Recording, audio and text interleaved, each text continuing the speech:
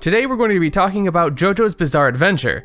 This series originally appeared in the weekly Shonen Jump from 1986 to 2004, before being transferred to the monthly Ultra Jump in 2005. JoJo's Bizarre Adventure is one of the best-selling manga series in history with over 95 million copies in print. The main character depends mostly on which arc you're watching. The first arc involves the introduction of Dio, and that's where we're going to start. Dio Brando, the son of Dario Brando. A long time ago, Dario came across George Joestar's carriage by accident and tricked him into thinking he saved his life. Because of this, Mr. Joestar was forever indebted to Dario and told him that whenever you need assistance, just ask. I'm forever in your debt for saving my life. Dario is now on his deathbed, but before he dies, he wants his son Dio to take the letter that he wrote to Mr. Joestar, explaining that by the time he reads this letter, he'll be dead, and to take his son Dio Brando and raise him as he would his own son, to make him a Joestar. George is a man of his word and honors his request from the person that he thinks saved his life. Meet Jonathan Joestar, or JoJo for short. He's George's son and the heir to the Joestar legacy. He's a proper gentleman, or at least he'll do anything to become one. Dio finally arrives at the Joestar estate, but that's when Dio kicks the dog! This moment starts the first confrontation between Dio and JoJo. You see, Dio plans to ruin JoJo's life and become the son that will inherit the Joestar fortune once George dies. So that's what Dio does.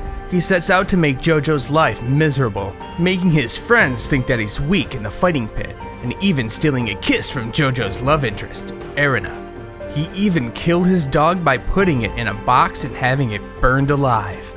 JoJo knows what Dio is planning. JoJo rushes into the mansion filled with rage. The stunt you pulled with Erina was the last straw, Dio! And JoJo runs in to fight Dio. The two boys fight it out, but JoJo's father comes just in time as Dio pulls a knife on JoJo. The intensity of the fight reminds Dio that he needs to play it more safe. He needs to temper his anger. If he doesn't, he'll never become the rightful heir to the Joestar name. 7 years later, we see JoJo and Dio playing a game of football at school.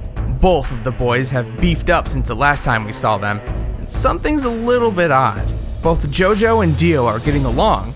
What exactly happened in those 7 years? We head back to the Joestar mansion. Right now, George is sick, but we soon find out that Dio has been poisoning him to kill him faster, and JoJo isn't happy. Dio throws a punch at JoJo, but JoJo isn't weak anymore and tosses Dio off the balcony. JoJo finally realizes what Dio's been planning. Dio doesn't care about JoJo and his family. He never did. These past 7 years were a lie. So JoJo leaves to find someone to help him analyze the medicine that Dio has been giving his father. While he's gone, he's having the doctors look over his father instead of Dio. But Dio has other plans. JoJo was very fond of this bone mask.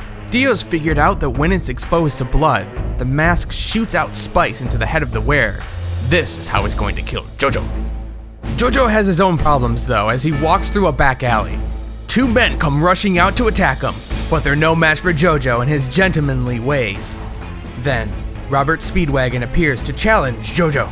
JoJo makes quick work of him too.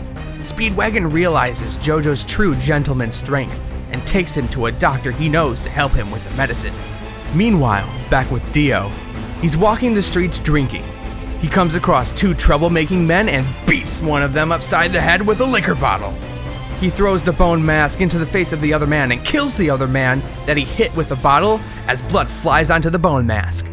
The man gets impaled through the head, but what Dio doesn't realize is the man is still alive. He's some sort of evil beast, but no matter what Dio does to him, he keeps coming back for more.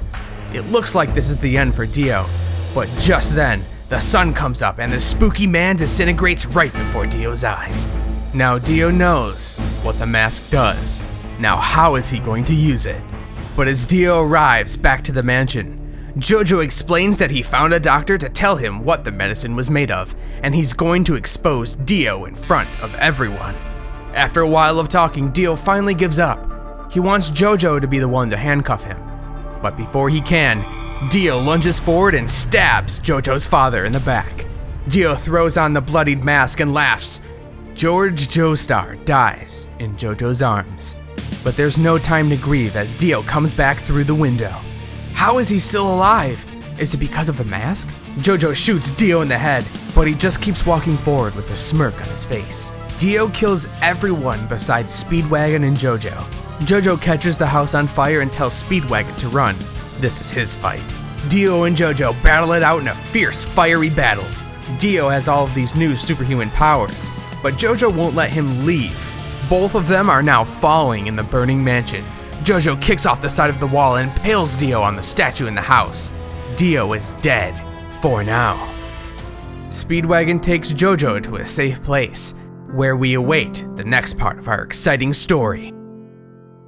JoJo's Bizarre Adventure has quickly become one of my second favorite animes of all time, besides Dragon Ball, of course.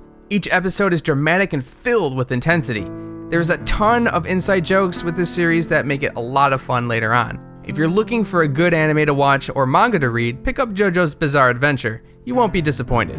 Keep in mind that there was a lot of content that was cut from these first 3 episodes. And if you really want to get into the series, we recommend that you watch it or read it for yourself.